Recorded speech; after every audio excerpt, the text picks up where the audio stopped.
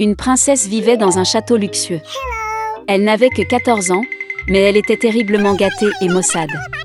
Une fois, elle a proposé quelque chose pour Avril, et il y avait des fleurs de printemps au banquet du Nouvel An. Elle a publié un décret dans lequel elle a annoncé le début du printemps, et a promis de récompenser généreusement celui qui apporte des personnages au palais. Dans une petite maison à la périphérie de la ville vivait une belle-mère avec sa fille et sa belle-fille. La belle-fille était une fille très douce et gentille, et son nom était Masha.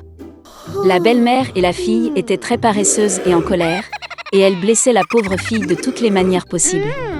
Ils voulaient vraiment recevoir la récompense promise par la princesse, mais ils ne savaient pas où se procurer les personnages en hiver. La vieille femme a décidé d'envoyer Masha dans la forêt pour leur apporter des fleurs printanières. La belle-fille a commencé à implorer sa belle-mère d'avoir pitié d'elle, car il faisait noir et froid dehors. Et quel genre de personnage peut-il y avoir en hiver ? Mais la vieille gourmande ne voulait rien entendre. Elle a donné un plus grand panier et a conduit Masha à la porte. La fille gelée avait très peur dans une forêt sombre. Soudain, au loin, elle vit une lumière. Elle était ravie et est allée à sa rencontre. Il s'est avéré que c'était un grand feu ardent, et 12 personnes se réchauffaient autour de lui.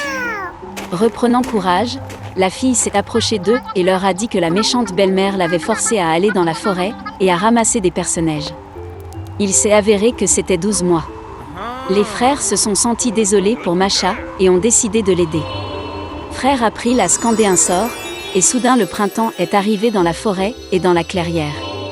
La neige a fondu, l'herbe verte est apparue, les personnages ont fleuri. La fille a commencé à ramasser des fleurs et en a bientôt rempli un grand panier. Le jeune April l'aimait beaucoup et il lui a donné une bague magique. En cas de problème, il doit être jeté au sol, jeter un sort, et les 12 mois viendront à la rescousse. Masha les remercia et rentra chez elle. Lorsque la fille a ramené les personnages à la maison, la belle-mère et la fille en ont été très surprises. Masha était très fatiguée du voyage et s'est immédiatement endormie profondément. Sa demi-sœur soupçonnait que quelque chose n'allait pas. Pendant que la fille dormait, elle trouva sa bague magique et l'a prise pour elle-même. Après son réveil, la belle-fille a découvert la perte. Elle a commencé à supplier pour rendre la bague, mais sa belle-mère et sa fille ne voulaient rien entendre. Prenant un panier de personnages, ils se précipitèrent vers le palais royal. Dans le palais, il y avait un arbre du Nouvel An magnifiquement décoré. Mais la célébration à venir n'a pas du tout plu à la princesse capricieuse.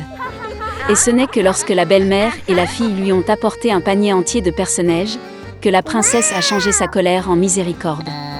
La belle-mère ne pouvait pas dire clairement d'où venaient les fleurs, et elle a dû admettre que sa belle-fille les avait ramassées. La princesse a immédiatement décidé de se rendre dans le pré avec des personnages. En chemin, elle se tourna vers la pauvre Masha pour lui montrer l'endroit où elle cueillait des fleurs. La fille a dit qu'elle le montrerait, mais seulement si la bague lui était rendue. D'une telle insolence, la princesse s'est fâchée et a jeté la bague. Mais la belle-fille a réussi à jeter un sort. Immédiatement, un vent fort s'est levé, le tonnerre a grondé, le feuillage est tombé et la neige a commencé à tomber. Le vieil homme January leur apparut. Il a invité tout le monde à faire un vœu. Par peur, la princesse a souhaité être dans le palais le plus tôt possible. Masha a fait le vœu que tout revienne à sa place en temps voulu, hiver, en hiver, été, en été. La belle-mère et sa fille étaient si gelées qu'elles voulaient des manteaux de fourrure de n'importe quelle fourrure, même d'un chien. En disant cela, les femmes gourmandes se sont immédiatement transformées en chiens. Ils étaient attelés à un traîneau sur lequel la princesse devait se rendre au palais. Masha a remercié les frères pour leur aide. Ils ont promis de transformer la belle-mère et sa fille en humains, mais seulement quand elle deviendrait obéissante. Des mois ont donné à la fille un magnifique grand traîneau, attelé par des chevaux fringants. En les voyant, la princesse a demandé un tour au palais. C'était la première fois de sa vie que la princesse prononçait le mot « s'il vous plaît ». Et Masha accepta volontiers. Il était une fois un roi vivait dans un pays lointain. Et il avait 11 fils et une fille, Elisa. Les enfants royaux vivaient bien et insouciants jusqu'à ce que leur belle-mère apparaisse dans leur vie. Personne ne savait que la nouvelle reine était une méchante sorcière. Elle détestait les enfants du roi, se plaignait toujours d'eux et rêvait de les expulser du château.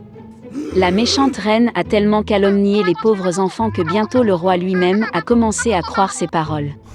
Tout d'abord, il a renvoyé sa fille pour qu'elle soit élevée dans un village voisin. Là, elle était destinée à vivre jusqu'à l'âge de 15 ans.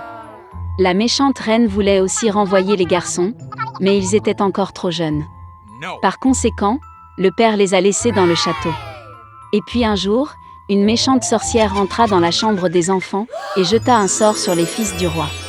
Elle les a transformés en 11 cygnes sauvages, puis a ouvert la fenêtre. Et les garçons qui sont devenus des oiseaux ont volé hors du château. Les années ont passé et Elisa a eu 15 ans. Ce jour-là, elle est retournée au palais. En attendant l'arrivée du roi, la jeune fille a rencontré sa belle-mère, qui était en colère que la princesse vivrait maintenant dans le palais. Et Elisa, fatiguée de la route, ne remarqua pas comment elle s'était endormie.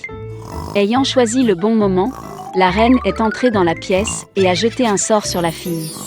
Soudainement, les cheveux de la princesse devinrent sales et négligés, et son visage changea et s'assombrit. À cette époque, le roi retourna au château. Sa fille lui manquait et rêvait de la rencontrer. En entrant dans la pièce, le roi vit que la fille sur le lit de la princesse ne ressemblait pas du tout à sa fille. Il s'est mis en colère et a ordonné d'expulser l'étranger du château.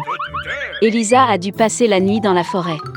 Le matin, elle s'est lavée dans l'étang, le sort s'est endormi et la fille est redevenue une beauté. Immédiatement, elle rencontra une gentille vieille femme. Elle a dit à la princesse que chaque soir, elle voyait 11 cygnes en couronne dorée au bord de la rivière. Puis Elisa est allée à l'eau. Au coucher du soleil, des cygnes ont également volé là-bas, qui à ce moment-là sont devenus ses frères. Ils ont immédiatement reconnu la princesse Elisa et l'ont serrée dans leurs bras. Les frères ont dit à la fille que la méchante belle-mère les avait ensorcelés.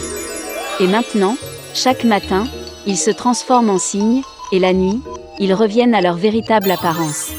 Dans la matinée, les frères se sont redevenus cygnes et ont emmené Elisa avec eux, plaçant la fille dans un panier d'écorce de saule.